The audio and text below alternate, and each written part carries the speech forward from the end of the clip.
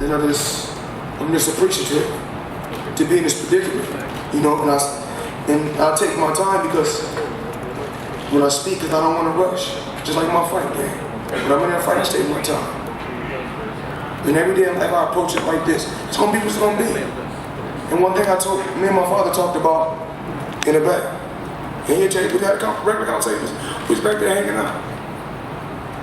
And I said, one thing I know I can do, I can fight. And so I know you guys got more questions. Can I just ask one follow-up? When they write the history of boxing, you're aware of the great boxers, Ali, Marciano. Yes. What are a few sentences you would like them to say next to the name Floyd Mayweather? Okay, give me a second.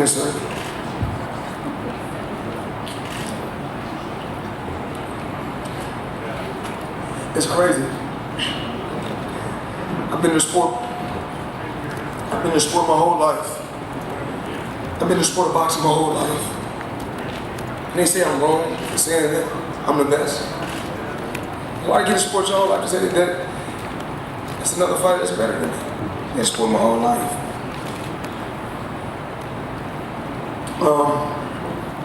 Every champion, Ali, Sugar Ray Robinson, Sugar Ray Leonard, there's so many legendary champions. Larry Holmes, and the list goes on and on, that open up the doors, that pave the way for me to be where I'm at today. I'm appreciative. But these young fighters that's in the audience, they know the truth. They don't, them fighters say, we want to be like Mayweather. It's not cool to take punishment. You know, I got a little bump in the bruise, but it's okay. You know I made somewhere upwards of 70 million tonight, but it's okay. We live and we learn. And that's what I tell these guys all the time. You know, I'm not perfect, but I try to be a perfectionist.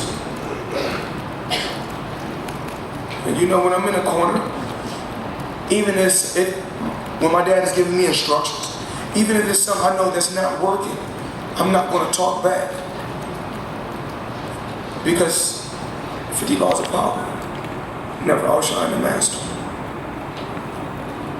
Show respect, and you'll get respect, and you will get respect. So it could be something that he see, but when I'm in there, I don't see it, or it's not working. But I'm not going to go back and argue. You see, over in the other corner, they argue and they have problems. Who he thought he was facing? He not facing no ordinary Joe. He facing the best. That's right, comes with the territory. That's what I make happen. I knew that was going to happen. And all I do is keep my composure. Under any circumstance, under anything in life, I just keep my composure. And say it's going to be what it's going to be. If tonight was his night, so be it. I still gonna be TBE. You know, he gained some fame from it. He made $4 million. And I'm pretty sure it's gonna open up some more doors for him. I'm glad that I was able to put him in that position to do that. And it don't matter what opponent I chose, it's still gonna be the same results. You guys, you remember I told you I'm always putting at y'all.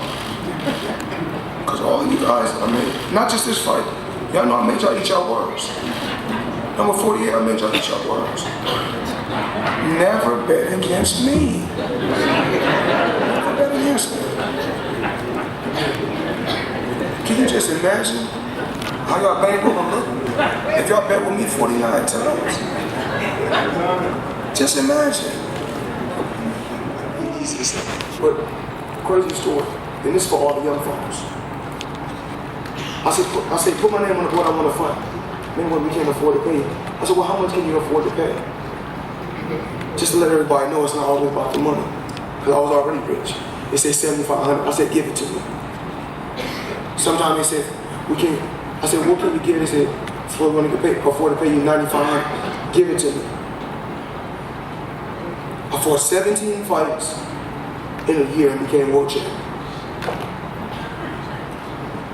And I've been world champion for 18 years. And 3 of those guys may they rest in peace, but they all played a major key in my career. Chiquinito Hernandez gave me my shot. May he rest in peace. Diego Corrales, and Miss Corrales, his wife, she runs the Nevada Boxing Hall of Fame. She's a great woman. And her husband, may he rest in peace, he was a great man. And we both was undefeated. And each one of those fights took me to another level. Arturo Gatti, may he rest in peace. That was my first pay-per-view fight. So those things I don't remember. And if I keep fighting, I ain't gonna have a sharp mind. So, I gotta get up out of there. What's going on? Where we at next? Well, over here. Dan, what's that, man? When you walked away in LA, you knew you were coming back. The fans wanted you back. The sport needed you back.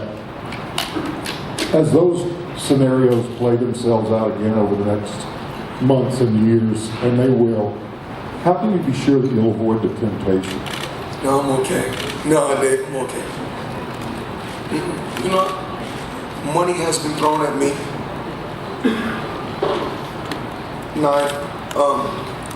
9 figures. I got people that flew out here, but I'm loyal to who I'm with. I'm loyal to Showtime. I'm loyal to CBS.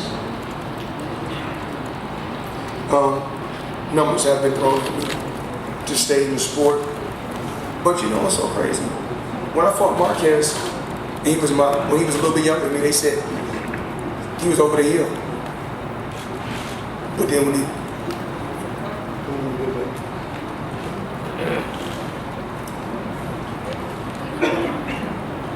okay, what dressing up for me? Dressing up for me. There's so many double standards. It's like damn if I do, damn if I don't. When I fought Mosley, I don't really know what his age was, but I think we was like 4 years apart or something like that. We both was in our 30s. But then they say he was over the hill. When I fought De La Hoya, he was younger than I am now, but when I fought him, they said he was over the hill. But when I beat Marquez, he came back and knocked out Pacquiao. But when I beat him, they said he was over the hill. But when he beat Pacquiao, he didn't say that. I'm saying, that's just how they are. You've said over the years.